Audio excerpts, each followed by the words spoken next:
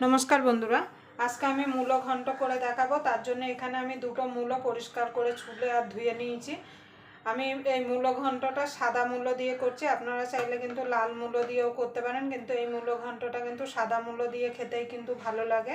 আমি সম্পূর্ণ নিরামিষ मूलो ঘন্ট বানিয়ে দেখাবো। এবার मूलोগুলোকে আমি এরকম একটা গ্রেটারের সাহায্যে গ্রেট করে নেব।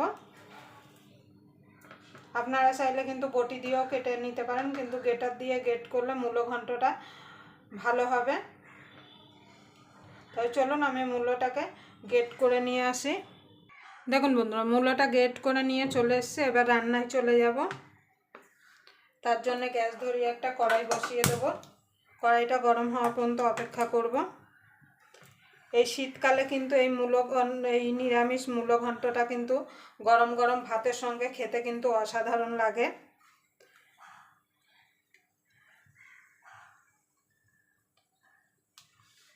আপনাদের যদি ভিডিওটা দেখে ভালো লাগে তো অবশ্যই একটা লাইক করে দেবেন আর চ্যানেলটা সাবস্ক্রাইব করে নেবেন আর পাশের বেল আইকনটা অবশ্যই বাজিয়ে দেবেন, আমি যখন কোনো নিত্য নতুন রেসিপি আপলোড করব সবার আগে পাওয়ার জন্য।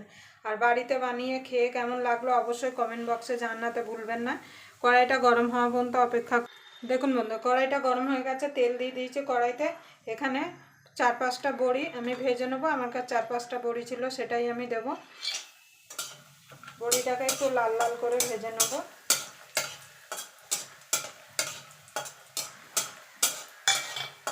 দেখুন বন্ধুরা, বড়িগুলো ভাজা হয়ে গেছে, আমি একটা প্লেটে তুলে নেব।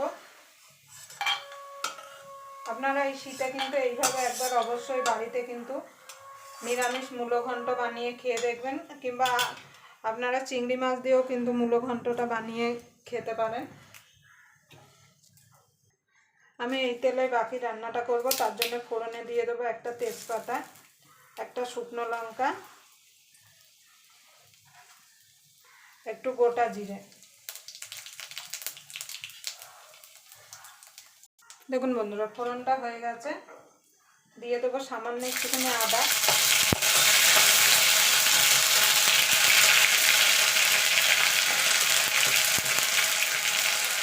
সামান্য একটুখানি জল দিয়ে দেবো।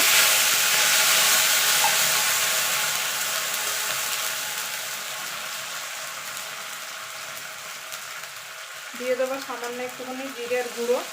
আমি এখানে গুঁড়ো জিরে দিচ্ছি, আপনারা চাইলে বেটেও কিন্তু জিরেটা দিতে পারেন।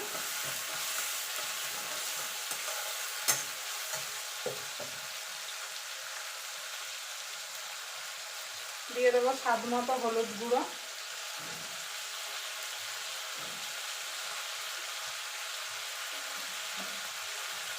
দিয়ে দেবো রঙের জন্য কাশ্মীরি লঙ্কার গুঁড়ো। এটা কিন্তু শুধু রং হবে, ঝাল হবে না।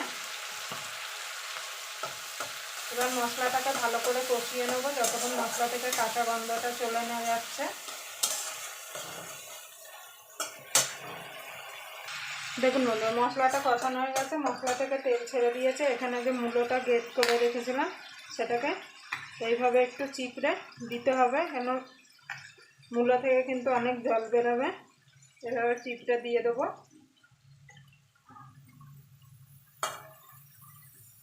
দেখুন কতটা জল বেরিয়েছে, না হলে কিন্তু অনেক সময় লেগে যাবে।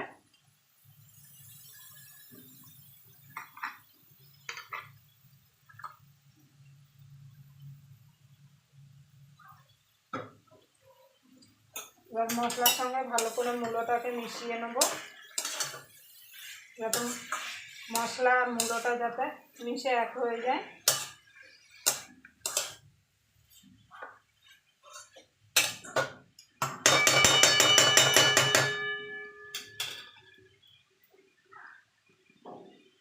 দিয়ে দেবো স্বাদ মতো নুন। নুন দিয়ে এটাকে ঢাকা দিয়ে দিয়ে আমি এটাকে রান্না করে নেব। গ্যাসটা কিন্তু লো টু মিডিয়ামেই রাখতে হবে, জোরে দিলে কিন্তু তলা থেকে লেগে যেতে পারে। দেখুন বন্ধু, মূলোটা কতটা কমে গেছে। দিয়ে দেবো 4টে কাঁচা লঙ্কা, ঝালটা আপনাদের স্বাদ মতো দেবেন। বড়িটা ভেজে রেখেছিলাম সেটাও দিয়ে দেবো। এবার ভালো করে নেড়ে দেবো। এই मूलो ঘন্টটা রান্না করা কিন্তু একদমই সোজা, সময়ও কিন্তু অনেক কম লাগে। ঢাকা দিয়ে দিয়ে এর যে এক্সট্রা যে জল বেরিয়েছে সেই জলেই কিন্তু মূলো সিদ্ধ হয়ে যাবে। এটা ঢাকা দিয়ে দিয়ে ভালো করে একটু ভাজা ভাজা করে নেব যতক্ষণ জলটা শুকিয়ে না যাচ্ছে।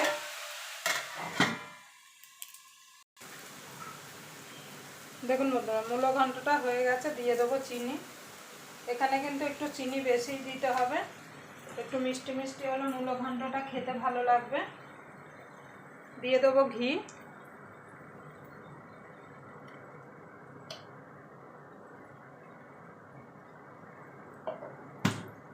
আর দিয়ে দেবো ধনেপাতা।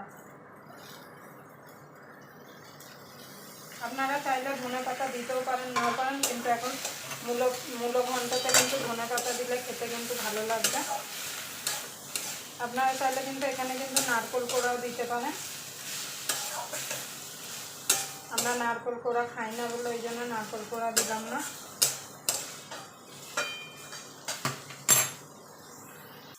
দেখুন বন্ধুরা, মূলো ঘন্টটা হয়ে গেছে। এইভাবে আপনারা অবশ্যই বাড়িতে বানিয়ে গরম গরম ভাতের সঙ্গে খেয়ে দেখবেন, খেতে কিন্তু অসাধারণ লাগে। এরকম মূলো ঘন্ট থাকলে কিন্তু আর গরম ভাতের সঙ্গে কোনো কিছু লাগবে না। এবার আমি নামিয়ে দেবো।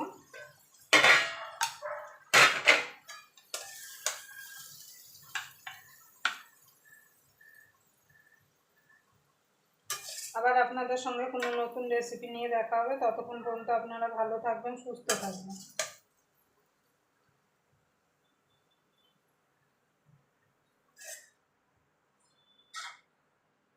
দেখুন, দেখতে দেখুন কত সুন্দর লাগছে।